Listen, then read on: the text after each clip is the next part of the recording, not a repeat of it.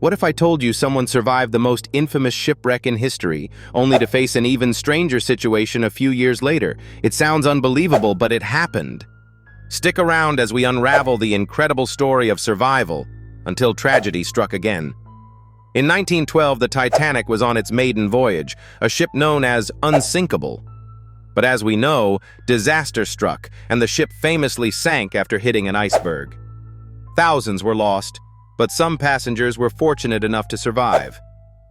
Among them was one man who lived to tell the tale of that awful night in the freezing Atlantic. But here's where things take a wild turn. This man's journey wasn't over. Just a few years later, in 1915, he boarded another ship, the Lusitania, a British ocean liner.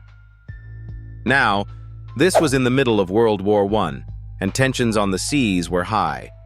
While crossing the Atlantic, the Lusitania was struck by a German U-boat torpedo and sank in just 18 minutes.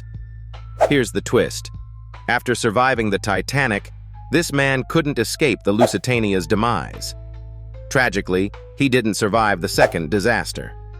It's one of the most bizarre survival stories in maritime history. He escaped the sinking of the unsinkable Titanic, only to perish in another shipwreck just years later. And it makes you wonder, how rare is it for someone to survive one of history's most iconic shipwrecks, only to be caught in another tragedy on the open seas? What are the odds? His story is a chilling reminder of how unpredictable and fragile life can be, even for the fortunate survivors. So who was this unfortunate man?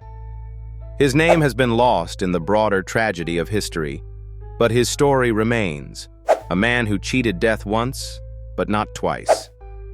It's a tragic twist in history that's hard to believe, but it's true. Surviving one disaster is remarkable, but facing two, that's the ultimate twist in this incredible historical tale. This outstanding video was crafted by VidWiz.